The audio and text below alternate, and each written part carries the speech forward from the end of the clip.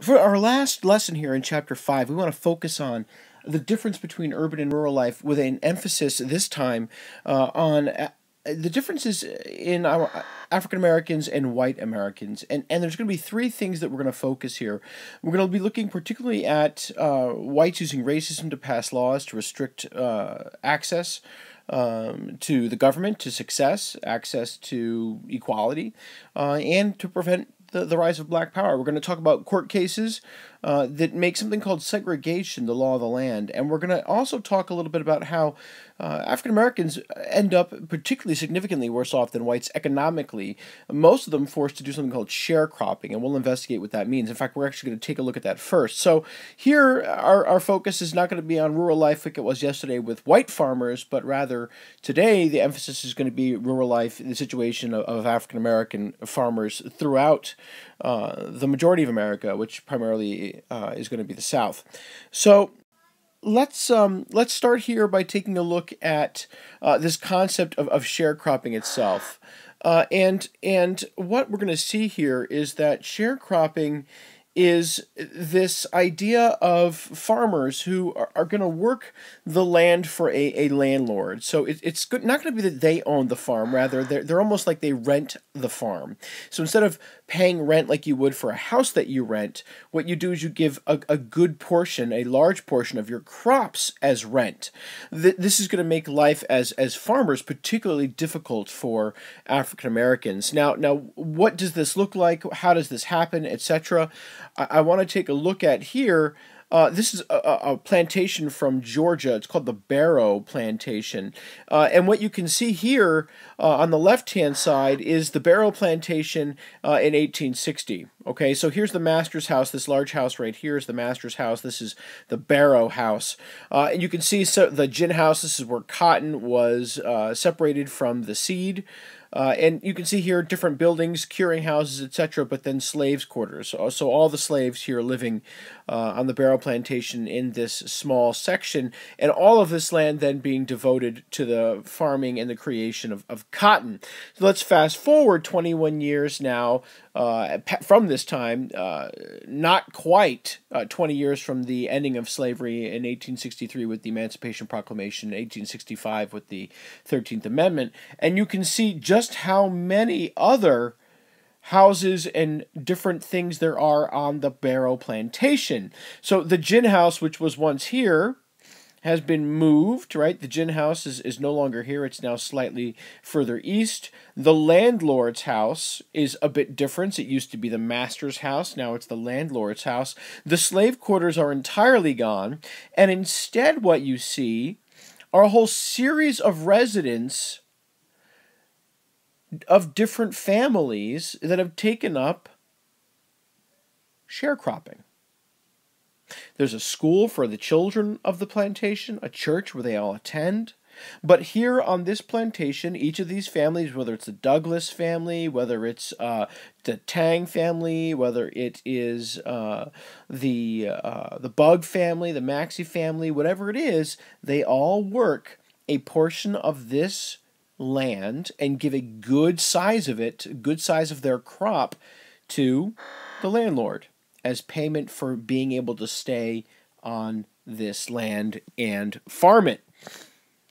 Sharecropping was very difficult work. You can see here a colorized photograph of people who were sharecropping. In this case, what we're actually looking at are sharecroppers from 1941, believe it or not. So, you know, here in this image that I had just put up, right, we're talking 1881. Well, let's fast forward another 60 years, and you're still seeing large numbers of African Americans sharecropping in the South. And it is hard, backbreaking work, often taken part into it by the entire family, which you can see here, of course. You can see the patriarch of the family. One of these is probably the wife, several children of the family as well there. And sharecropping like this hard kind of backbreaking labor where most of the crop is given to the landlord takes place throughout the South, as you can see in this image that I just blew up here on the screen. The darker the percentage here, the greater the number of farms are sharecropped by families. So across this map, and this is right after the Civil War ends, you have large swaths of land that are almost entirely farmed by black Southerners in a sharecropping arrangement, keeping them poor, preventing them from owning their own land, forcing them to work in many cases for their former slave owners. It's a very difficult situation, very hard to get ahead. If you're not able to save up any money, there's no way that you're going to be able to actually secure land for yourself and escape the South. This whole idea of sharecropping keeps African Americans trapped in this region, in this belt of what will become an incredible bastion of racism and what will later term as segregation in America, because they can't get the money they need to move out of the Deep South into the North. I included here as well an image of North Carolina so that you could see just how much this is how much sharecropping is used in a state as late as 1890, another 9 years after the first image of the Barrow Plantation, where anything that's in particularly dark is 35% and above of farms of land is sharecropped. So much of this land is used to keep African Americans paying white landlords exorbitant amounts of crops as rent, while the landlords themselves don't do any of the work, trapping African Americans on this land. As you can imagine, this becomes a source of serious contention for African American farmers who are impoverished because of sharecropping. Lots of them will join what we had talked about yesterday as the Populist Party in an attempt to create reforms to help farmers. But you should know, and this is going to be a running theme, that in the South, it became incredibly difficult for African Americans to vote because whites would brutalize them and torture them if they came to vote. Here it's only phrased as, quote unquote, making it hard for African Americans to vote. But what you should know is that really includes things as brutal as lynching, public beatings, and hangings for people that would show up who were African American, who wanted to vote for change, who wanted to create a new freedom for themselves, who might have, for example, supported the Populist Party. So it's a serious situation that African Americans find themselves in, and it's really hard to escape, not just because of sharecropping, but because of the way whites rig the system against blacks. You can see this especially with this concept of segregation, which is where the races are separated by law. As far as our essential question is concerned, how is urban life different from rural life? Well, for African Americans, whites are going to use this racism to really actually pass laws to restrict black power, and it's going to be legal because courts will permit it.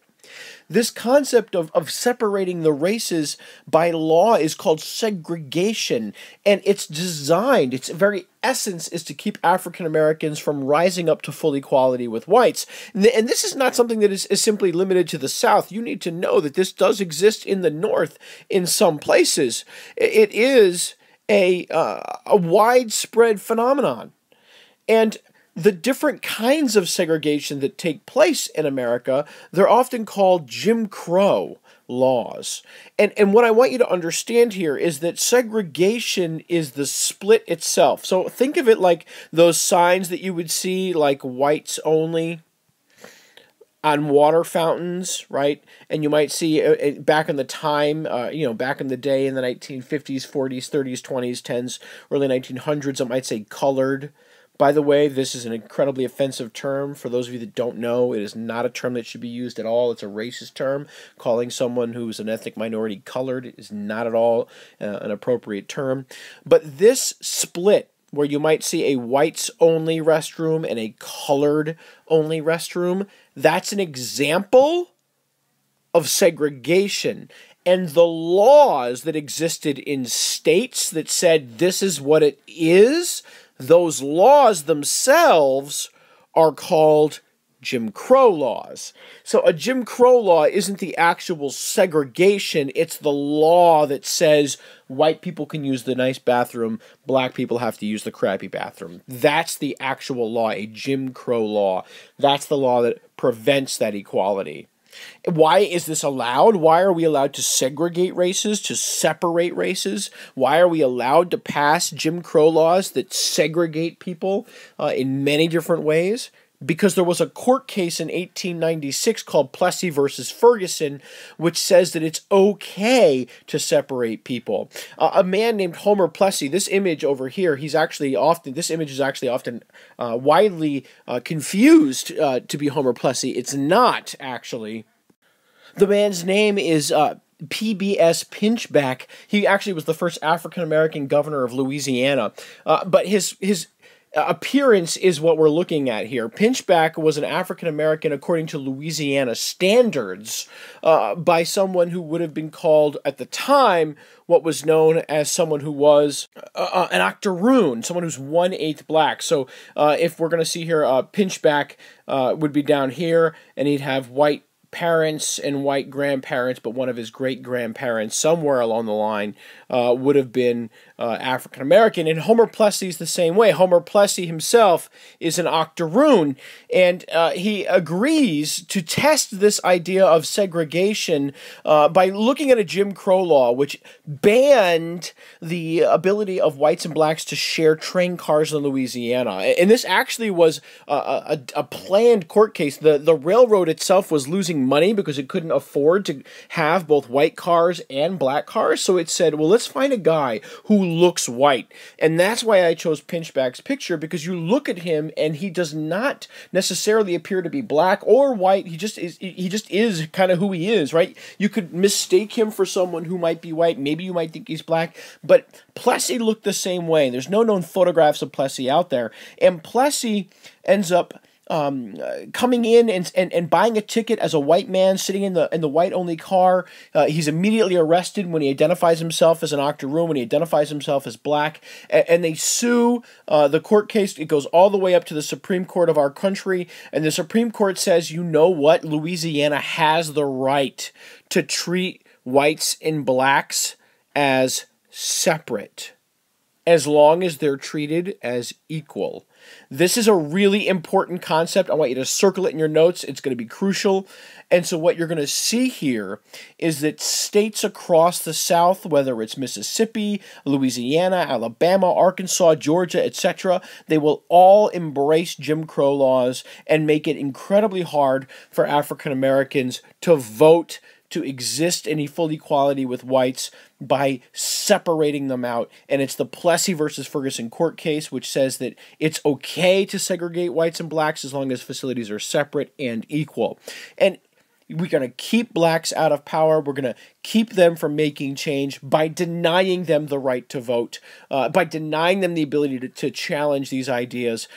For example, by putting into place things like what we have here, a poll tax, which is a tax that you were paid before you could vote, usually way more than African Americans could afford. So, for example, a poll tax might look like this. Here's a receipt for a poll tax that you might see, for example, in 1896. It costs you, in this case, $2.50 in order to vote in Birmingham, Alabama. And if you think, well, what's the big deal, right? Like $2.50 in Alabama, that's not a big deal. Well, if you take a look here of what this was worth back in 1895, $3 in 1895 is actually like $70.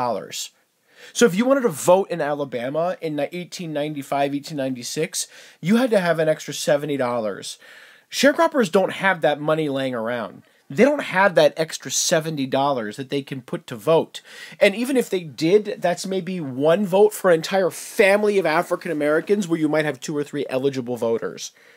So you're limiting greatly African Americans' ability to vote with things like the poll tax. When we add into that, of course, the terror of lynching, and you really get a serious disincentive for blacks to vote who see no reason to fight back against this system and risk death.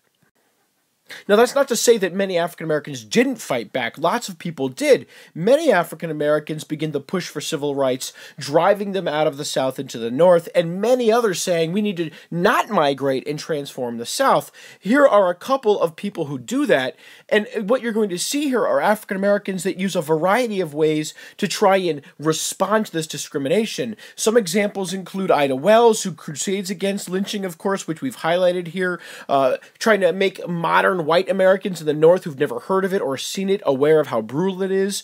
Others like Mary Church Terrell, Ida Tarbell, they're going to be out there. They're going to be battling against things like lynching and sexism. You're going to see the foundation of a very important group of people like the NAACP, including this guy here, Booker T. Washington, who's out there to help African Americans, encourage them to secede economically so whites can't ignore their civil rights. There's going to be a serious push by some African Americans to really begin to fight for change. And the NAACP, as we're going to see over time, becomes pivotal in creating long-term change. Change that, we're starting to see in the 1880s, but that it's going to take another 80 years for this change to really come into real, full, equal civil rights, at least in accordance to the law. But as we know, racism is still a problem. So this is the beginning of the civil rights movement. This is the first wave, post-Civil War, of where African Americans will say, you know what, we've got to make change. We've got to find a way to break this system of segregation and of Jim Crow. And we'll do much more work with this tomorrow, whether it's with Booker T. Washington or Mary Church Terrell, Ida Tarbell, etc.